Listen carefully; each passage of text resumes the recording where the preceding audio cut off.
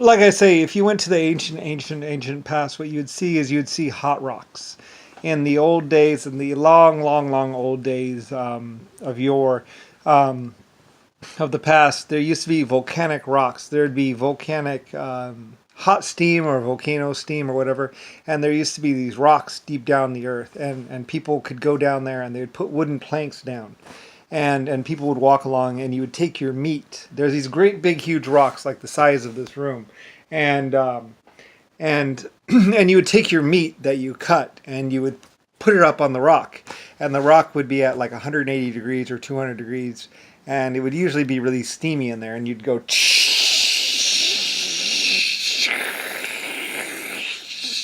and there were these rocks that you would in the deep mines, and this and this is underneath, like there would be ice. This is back when there was ice. Anyway, you would go and you take your meat and you would just throw it on there, and it would cook your meat on these great big huge granite rocks, and you could eat and stuff like that. And then you could eat your meat and stuff like that, and it was deep down in the deep mines. Anyway, I had these hot rocks basically because there was like lava tubes and stuff like that, and this was back when we didn't have a moon probably, and there was a lot less. There was a lot less heat and stuff like that when things were just kind of like pretty damn hot. Like not like like now you go down there, it's like I'm serious. Like there are places when you could actually like get basically fast cooked pretty much. I mean there are like billions of degrees down underground. Before there used to just be like hundreds of thousands or millions of degrees.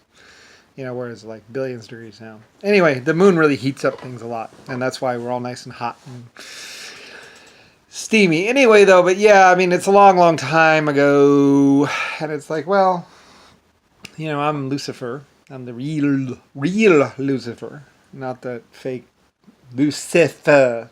I'm Lucifer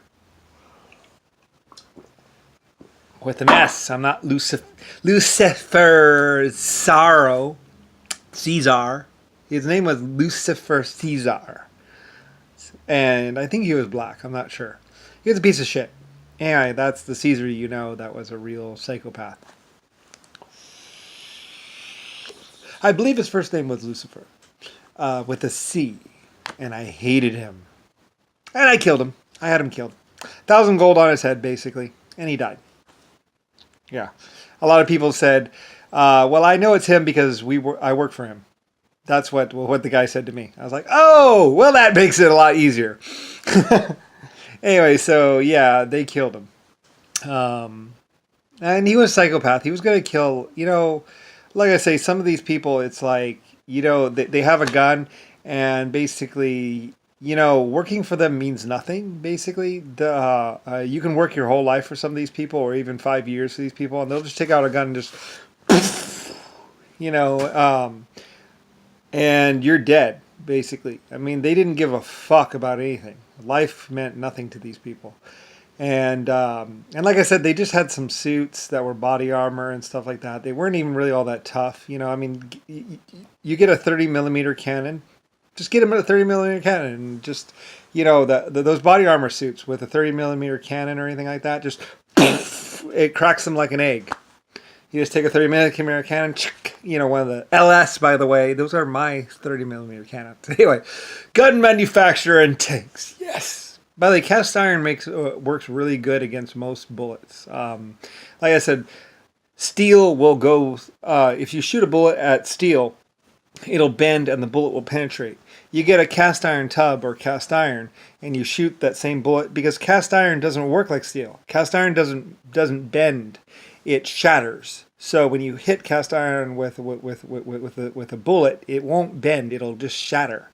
So like from 0 up to like 6 levels of bullets, it'll stop them effortlessly, like nothing, But then when you get up to the big, like when you're shooting like the big like 30 caliber depleted uranium shots into, that's when it'll actually just take out a chunk of cast iron or something like that. Or, cast iron is one of those weird things. That's why the Sherman tank was made out of cast iron. The very first Sherman tank was like thick cast iron tank.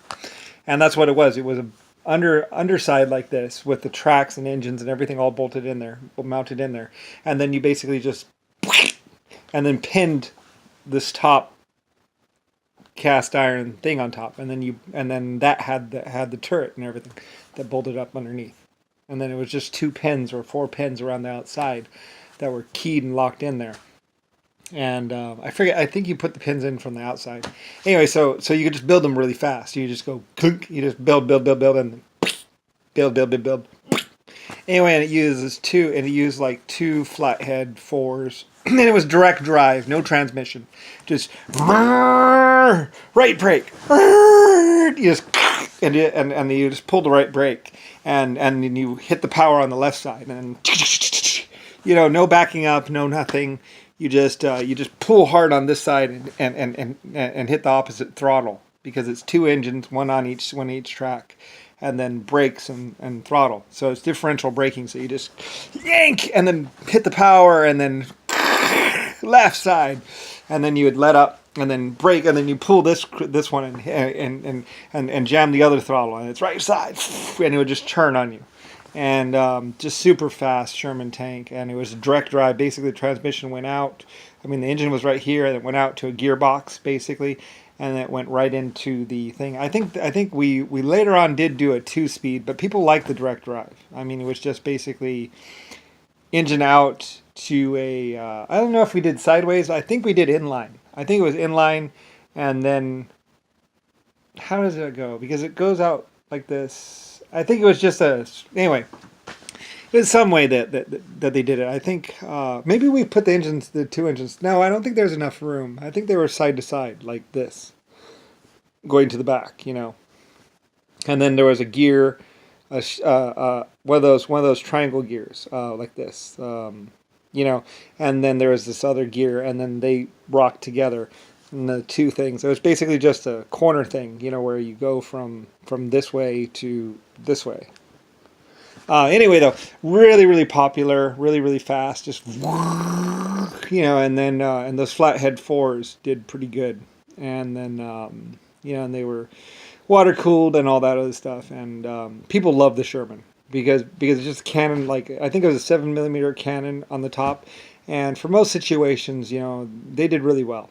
You could just and like 2 guys could run it, 4 guys if you wanted. And they were pretty good tanks. People loved them. They were big rounded things, and because it's all cast iron. So heavy, and it got stuck a lot, but it worked pretty good. People loved them. Really easy to make. Really easy because literally you just take the steel and into the mold. Okay, let it cool and punk, and then put it on the chassis. Bolt the turret on, and you got yourself a tank. You can make one in like a couple hours. They're really good. Anyway, so we sold a lot of them, and people love them. They're really cool. They could drive around.